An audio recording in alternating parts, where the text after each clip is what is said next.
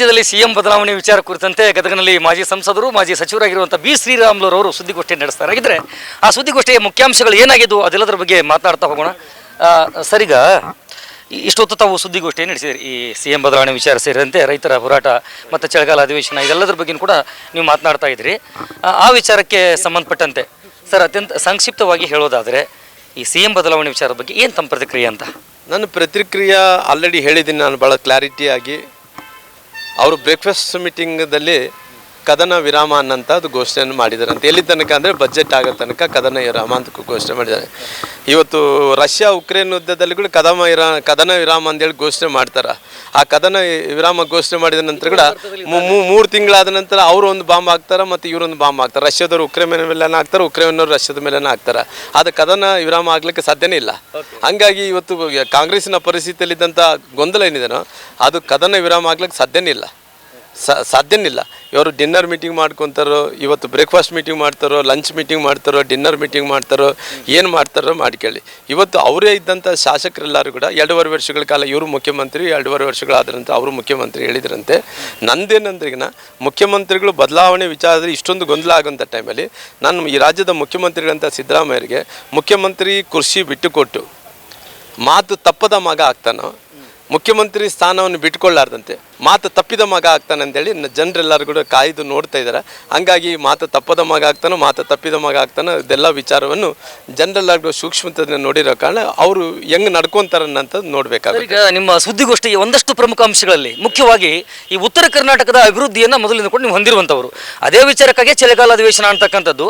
ಆ ವಿಚಾರವಾಗಿ ಪಾರ್ಟಿಯಿಂದ ಯಾವ್ಯಾವ ವಿಚಾರಗಳನ್ನು ಅಲ್ಲಿ ಪ್ರಸ್ತಾಪಿಸಲಿದ್ದೀರಿ ಅಂತ ನೋಡ್ರಿ. ನಮಗೆ ಉದಾಹರಣೆಯಾಗಿ ಹೇಳ್ಬೇಕಂದ್ರೆ ಒಂದು ಜಲಾಶಯ, ತುಂಗಭದ್ರಾ ಜಲಾಶಯ. ಈ ತುಂಗಭದ್ರಾ ಜಲಾಶಯ ನಮಗೆ ರಾಯಚೂರು, ಬಳ್ಳಾರಿ, ಕೊಪ್ಪಳ ಜಿಲ್ಲೆಗೆ ಜೀವನಾಡಿ. ಈ ಜೀವನಾಡಿ ಆದಂಥ ಕೊಪ್ಪಳ ಜಿಲ್ಲೆ ಮತ್ತು ರಾಯಚೂರು ಜಿಲ್ಲೆಗಳಿಗೆ ಇವತ್ತು ನೀರು ಕೊಡಬೇಕಾದಂಥ ಇವತ್ತು ನೀರು ಸಾಕಷ್ಟು ಮಳೆ ಜಾಸ್ತಿ ಆಗಿದೆ, ಇನ್ಫ್ಲೋ ಚೆನ್ನಾಗಿದೆ. ಇನ್ಫ್ಲೋ ಜಾಸ್ತಿ ಆದಂಥಗಳು ನೀರು ಉಳಿತಾಯ ಮಾಡಬೇಕಾಯಿತು. ಎಳ್ಳೆ ಬೆಳೆಗೆ ನೀರು ಕೊಡ್ತೀವಿ ಅಂತೇಳಿ ಆವತ್ತಿನ ಸಂದರ್ಭದಲ್ಲಿ 19ನೇ ಗೇಟ್ ಕೊಚ್ಚೋದಂಥ ಟೈಮಲ್ಲಿ ಉಪಮುಖ್ಯಮಂತ್ರಿಗಳು ಬಂದು ಆಶ್ವಾಸನೆ ಕೊಟ್ಟರು. ಆಮೇಲೆ ಕನ್ನಯ್ಯವರು ವರದಿ ಕೊಟ್ಟರು, ಈ ಎಲ್ಲ ಗೇಟ್ಗಳು ಹೋಗಿದ್ದಾವೆ ಅಂತೇಳಿ. ಗೊತ್ತಂತರೂ ಕೂಡ ಇವತ್ತು 15 ತಿಂಗಳಾಗ್ತಾಯಿದೆ. ಇಲ್ಲಿ ತನಕ ಯಾವ ಗೇಟ್ಗಳು ರಿಪೇರಿ ಆಗಲಿಲ್ಲ, 2ನೇ ಬೆಳೆಗೆ ನೀರು ಕೊಡೋಕೆ ಆಗ್ತಾಯಿಲ್ಲ. ಇವತ್ತು ಈ ಭಾಗದಲ್ಲಿದ್ದಂಥ ಜನರು ಇವತ್ತು ಹೋರಾಟವನ್ನು ಮಾಡ್ತಾಯಿದೆ. ಭಾರತೀಯ ಜನತಾ ಪಾರ್ಟಿ ದೊಡ್ಡ ಮಟ್ಟದಲ್ಲಿ ಹೋರಾಟ ಮಾಡ್ತಾಯಿದೆ. 2ನೇ ಬೆಳೆಗೆ ನೀರು ಕೊಡಬೇಕು ಅನ್ನೋಂಥ ವಿಚಾರ ಬಂದಂಥ ಟೈಮ್ ಹೋರಾಟವನ್ನು ಮಾಡ್ತಾಯಿದ್ವಿ.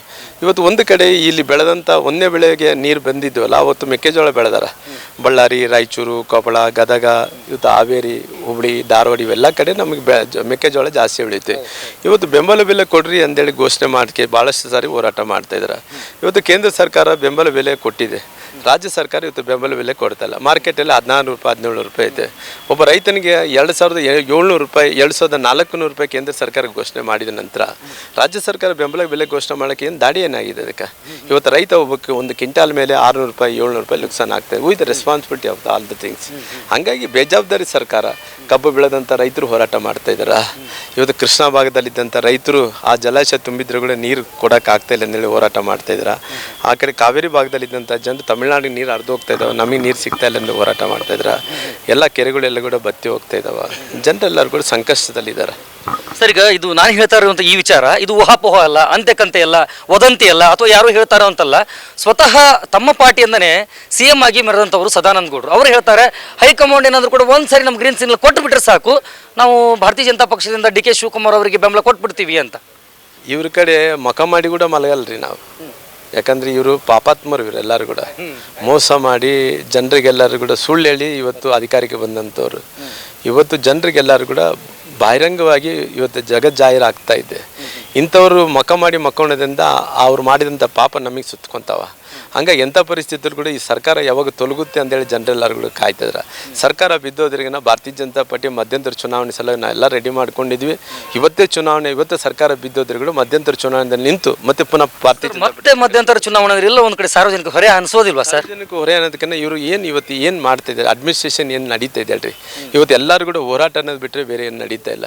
ಒಂದು ಯಾರು ನೆಮ್ಮದಿಯಾಗಿದ್ದಾರೆ, ಸರ್ಕಾರಿ ನೌಕರರಿಗೆ ಪಗಾರ ಕೊಡೋಕ್ಕಾಗ್ತಾ ಇಲ್ಲ. ಇವತ್ತು ರೈತರಿಗೆ ಬೆಳೆದಂಥ ಬೆಳೆಗೆ ಬೆಂಬಲ ಬೆಲೆ ಕೊಡೋಕ್ಕಾಗ್ತಾ ಇಲ್ಲ. ಕಬ್ಬುಗೆ ಬೆಂಬಲ ಬೆಲೆ ಕೊಡೋಕ್ಕಾಗ್ತಿಲ್ಲ, ಭತ್ತಗೆ ಬೆಂಬಲ ಬೆಲೆ ಕೊಡೋಕ್ಕಾಗ್ತಿಲ್ಲ, ಮೆಕ್ಕೆಜೋಳಕ್ಕೆ ಬೆಲೆ ಕೊಡ್ತಲ್ಲ. ಆಶಾ ಕಾರ್ಯಕರ್ತರು, ಅಂಗನವಾಡಿ ಕಾರ್ಯಕರ್ತರು, ಆರೋಗ್ಯ ಕಾರ್ಯಕರ್ತರು ಬೀದಿಗೆ ಇಳಿದು ನಮ್ಗೆ ಸಂಬಳ ಬಂದಿಲ್ಲ ಎಂದು ಹೋರಾಟ ಮಾಡ್ತಾರೆ. ರೆವಿನ್ಯೂ ಇಲಾಖೆ ಅಧಿಕಾರಿಗಳೆಲ್ಲರೂ ಕೂಡ ಇವತ್ತು ರೆವಿನ್ಯೂ ಇಲಾಖೆಯಲ್ಲಿದ್ದಂಥ ಸಿಬ್ಬಂದಿ group D B group C ನೌಕರಸ್ಥರು ಎಲ್ಲರೂ ಕೂಡ ಇವತ್ತು ಯಾವುದನ್ನ ಗೆಸ್ಟ್ ಹೌಸ್ಗಳಲ್ಲಿ ಹೋಗಿ ಕೇಳಿದ್ರೆ ನಮ್ಗೆ 4 ತಿಂಗಳಾಯಿತು ಕರೆಂಟ್ ಬಿಲ್ ಕಟ್ಟಿಲ್ಲ, ಜೊತೆಲಿ ನಮ್ಗೆ ಸಂಬಳ ಕಟ್ಟಿಲ್ಲ ಅಂತೇಳಿ ಕೂಗಾಡ್ತಾ ಇದ್ದಾರೆ. ಹಂಗಾಗಿ ಇವತ್ತು ಏನು ಮುಖ ಹಿಡ್ಕೊಂಡು ಇವತ್ತು ಅಡ್ಮಿನಿಸ್ಟ್ರೇಷನ್ ನಡ್ಸೋಕ್ಕಾಗುತ್ತೆ? ಈ ಸರ್ಕಾರ ಇದ್ದು ಸತ್ತಂಗಾಗಿದೆ. ಹಂಗಾಗಿ ಇದ್ರೇನು ಸತ್ರೇನು ಈ ಸರ್ಕಾರದ ಬಗ್ಗೆ? ಒಳ್ಳೆ ಸರ್ಕಾರ ಕೊಡಬೇಕಂದ್ರೆ ಭಾರತೀಯ ಜನತಾ ಪಾರ್ಟಿ ಇವತ್ತು ದೇಶದಲ್ಲಿ ಎಲ್ಲ ಕಡೆ ಇದೆ. 3 ರಾಜ್ಯದಲ್ಲಿ ಮಾತ್ರ ಇವತ್ತು ಕಾಂಗ್ರೆಸ್ ಇದೆ. 3 ರಾಜ್ಯದಲ್ಲಿ ಕಾಂಗ್ರೆಸ್ಸಿನ ATM ಇದು ಕರ್ನಾಟಕ. ಈ ATMನ ಕಳ್ಕೊಂಡಂಥ ಸ್ಥಿತಿ ಅವರೇ ತಂದುಕೊಂಡಾರೆ. ಸರ್, ಈಗ ಇವ್ರ ನ್ಯೂನತೆಗಳನ್ನು ಇಟ್ಕೊಂಡು ಇದರ ಆಧಾರದ ಮೇಲೆ ನಾವು ಮಧ್ಯಂತರ ಚುನಾವಣೆ ಹೋಗ್ತೀವಿ ಅಂದರು. ಆದರೆ ನಿಮ್ಮಿಂದನೇ ಹೊರಗೆ ಬಂದಿರುವಂತಹ ಬಸವನಗೌಡ ಯತ್ನಾಳ್ ಪಾಟೀಲ್ ಒಂದೊಮ್ಮೆ ವಿಜಯೇಂದ್ರ ಅವರಿಗಾಗಲೇ ನಿನ್ನೆ ಹೇಳಿದಂತೆ ಅವ್ರು ಮುಂದುವರಿತಾರೆ ಅಂತ. ನೀವು ಮಧ್ಯಂತರ ಚುನಾವಣೆ ಅಂದ್ರೆ ನಾವು ಚುನಾವಣೆಗೆ ಹೋಗ್ತೀವಿ ಒಂದು ಪಕ್ಷ ಮಾಡ್ಕೊಂಡಂತಾರೆ, ಅದೆಲ್ಲ ಒಂದು ಕಡೆ ನಿಮ್ಗೆ ಡ್ಯಾಮೇಜ್ ಅನ್ಸಲ್ವಾ? ಆಲ್ರೆಡಿ ಪಕ್ಷ ಉಚ್ಚಾಟನೆ ಮಾಡಿದಲ್ಲ, ಆಲ್ರೆಡಿ ಯತ್ನಾಳ್ ಪಕ್ಷ ಉಚ್ಚಾಟನೆ ಮಾಡಿದೆ. ಅವ್ರ ಪಾರ್ಟಿಯಿಂದ ಹೊರಗಡೆ ಇದ್ದಾರೆ. ಅವ್ರು ಸ್ವಂತ ಪಾರ್ಟಿ ಮಾಡ್ಕೊತೀವಿ ಅಂತೇಳಿ ಅವ್ರು ಘೋಷಣೆ ಮಾಡಿದಿಂದ ಅವ್ರಿಗೆ ಸ್ವತಂತ್ರ ಯಾವುದೇ ರೀತಿಯಲ್ಲಿ ಕೂಡ ಪಾರ್ಟಿನೇ ವ್ಯಕ್ತಿನೇ ಪಾರ್ಟಿನೇ ಆಗುತ್ತೆ. ಹಂಗಾಗಿ ವ್ಯಕ್ತಿಗೆ ಪಾರ್ಟಿಗೆ ಭಾಳ ಅಜಗಜಾಂತರ ವ್ಯತ್ಯಾಸ ಇರುತ್ತೆ. ನಂತರ ಹಂಗಾಗಿ ಪಾರ್ಟಿ ಅಂದ್ರೆ ಈಗ ತುಂಬ ಕಷ್ಟಪಡಬೇಕಾದ್ರೆ ನಾವೆಲ್ಲರೂ ಕೂಡ ಪಾರ್ಟಿ ಇಟ್ಟು ಸುಸ್ತಾಗಿ ಮತ್ತೆ ಮೊನ್ನೆ ಪುನಃ ಗೂಡಿಗೆ ಸೇರ್ಕೊಂಡಿದ್ವಿ. ಅವ್ರು ಕೂಡ ಇವತ್ತು ಒಂದ್ಸರಿ ಎಲ್ಲ ಸುಸ್ತಾದ್ಮೇಲೆ ಪಾರ್ಟಿಗೆ ಸೇರ್ಸಕ್ಕೆ. ಎಸ್, ಇದಿಷ್ಟು ಗದಗನಲ್ಲಿ ಮಾಜಿ ಸಂಸದರು ಮಾಜಿ ಸಚಿವರಾಗಿರುವಂಥ ಬಿ ಶ್ರೀರಾಮುಲುರವರು CM ಬದಲಾವಣೆ ಸೇರಿದಂತೆ ಉತ್ತರ ಕರ್ನಾಟಕದ ಅಭಿವೃದ್ಧಿ ವಿಚಾರಗಳ ಬಗ್ಗೆ ಮಾತನಾಡಿರುವುದು. ಕ್ಯಾಮ್ರಾ ಪರ್ಸನ್ ಪ್ರಕಾಶ್ ಜೊತೆ ಆನಂದ್ ಸ್ವಾಮಿ, Viraktamath, rise of news, Gadag.